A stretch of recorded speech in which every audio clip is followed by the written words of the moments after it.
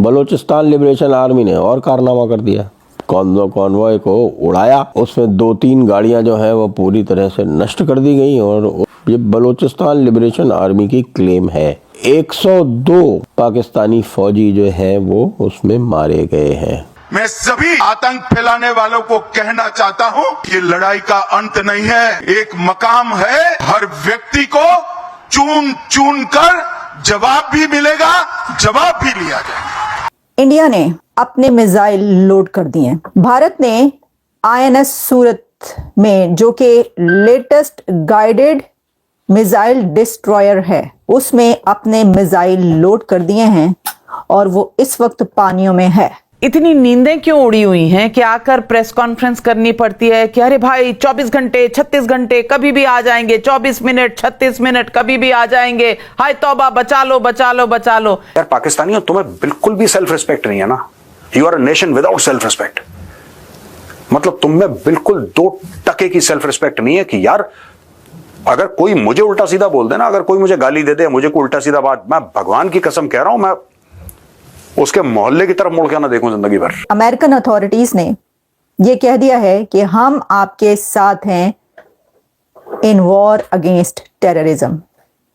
दहशतगर्दी के खिलाफ जंग में हम आपके साथ हैं। बॉर्डर से एक बार पकड़ा दो हाफिज सईद को, जान छूटेगी हमारी भी, और भारत को भी जरा यकीन होगा कि हम वाकई में टेररिज्म पे काम कर रहे हैं। लेकिन न जाने हाफिज सईद को क्या लेके भागे भागे घूम रहे हैं, हालांकि वो किसी काम का नहीं है अब। नमस्कार दोस्तों, पाकिस्तान की हालत फटे हुए ढोल की तरह हो गई है। जहां पर भारत के अटैक के डर से पाकिस्तानी आर्मी भारत के बॉर्डर के पास आ गई है, तो वहीं दूसरी तरफ BLA और TTP एक के बाद एक अटैक कर रही है। जहां पर रिसेंटली ही BLA ने पाकिस्तान पर एक बड़ा अटैक किया और पाकिस्तानी आर्मी के कॉन्वॉय को उड़ा डाला, जिसमें रिपोर्ट किया जा रहा है कि 100 से भी ज़्यादा पाकिस्तानी जवान मारे जा चुके हैं। और इसके साथ साथ पाकिस्तान में सिविल वॉर जैसी सिचुएशन बन गई है।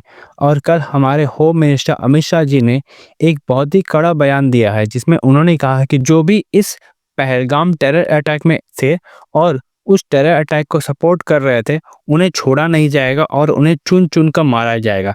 इसके बाद पाकिस्तान पैनिक मोड में आ गया है और हर एक पाकिस्तानी काउंटडाउन गिन रहा है, कह रहा है कि अगले कुछ ही घंटों में भारत एक बड़ा अटैक करेगा पाकिस्तान पर। तो चलिए इसी पर आगे पाकिस्तानी मीडिया का रिएक्शन देखते हैं।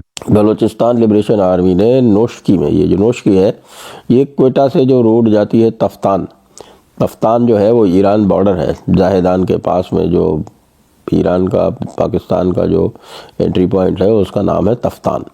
और इसी रोड पे जो रेकोदिक और सैंडा के 2 बड़ी माइंस हैं, ये कॉपर और गोल्ड माइंस हैं, ये पड़ती हैं यहाँ पर। तो नोशकी का रास्ता बंद कर रखा है। उसके बाद भी ये कॉन्वॉय भेज रहे थे और इनको कॉन्वॉय को उड़ाया, उसमें 2-3 गाड़ियां जो हैं वो पूरी तरह से नष्ट कर दी गई और उसमें 102, ये बलूचिस्तान लिबरेशन आर्मी की क्लेम है, 102 पाकिस्तानी फौजी जो हैं वो उसमें मारे गए हैं। और इसके पहले, एक दिन पहले 40 जो थे वो बेला में मारे गए थे। तो अब नोशकी में 102 मारे गए हैं।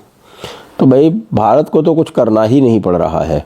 जो बलोच लिबरेशन आर्मी है, बलूचिस्तान लिबरेशन आर्मी है, BLA, वो अपने आप अपना काम करते जा रही है। एक और अपडेट आया, बड़ा इंटरेस्टिंग है, बड़ी इंटरेस्टिंग और डेवलपमेंट है।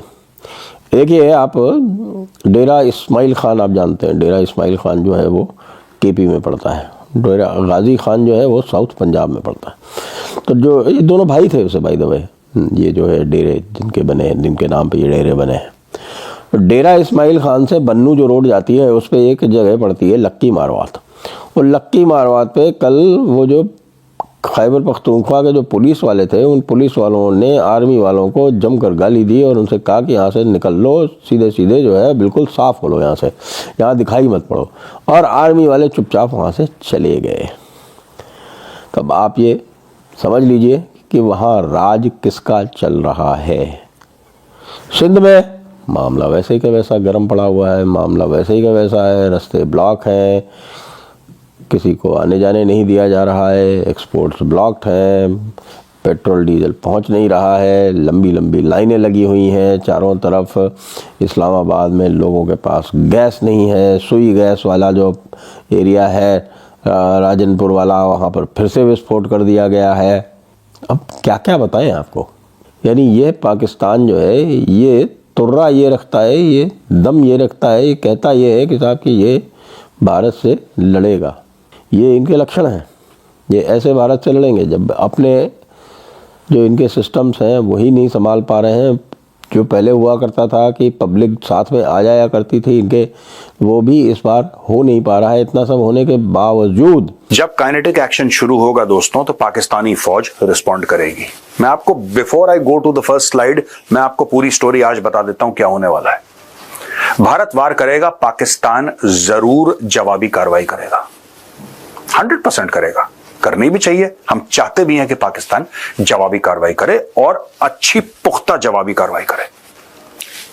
फिर भारत उसका जवाब देगा, फिर पाकिस्तान उसका जवाब देगा।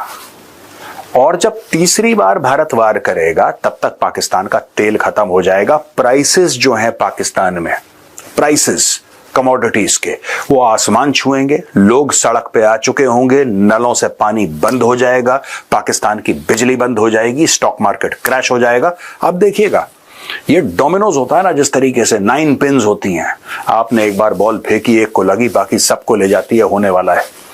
जब मोदी जी ने बोला था ना पक्का इलाज करेंगे पाकिस्तान का इस बार, तो पक्के से आपको क्या लगा?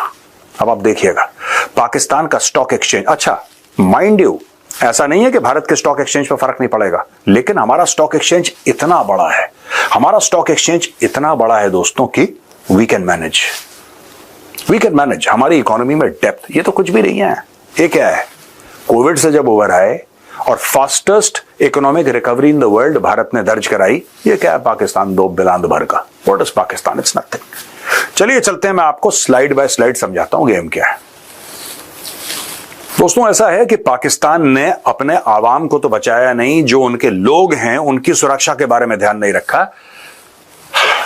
लेकिन मोहम्मद सईद, जिसको आप हाफिज सईद के नाम से जानते हैं, उसकी सुरक्षा बढ़ा दी है। हाफिज का मतलब वो होता है जिसको कुरान कंठस्थ हो, वो जो कि Quran by heart without reference पूरी की पूरी कुरान आपको सुना दे, उसको हाफिज बोलते हैं। इस आदमी का नाम मोहम्मद सईद है और इसका घर हाउस नंबर 1160 मोहल्ला जौहर, लाहौर, पाकिस्तान है। ये डेटा हमें मिला है यहां से, office of foreign assets control, department of the treasury, USA.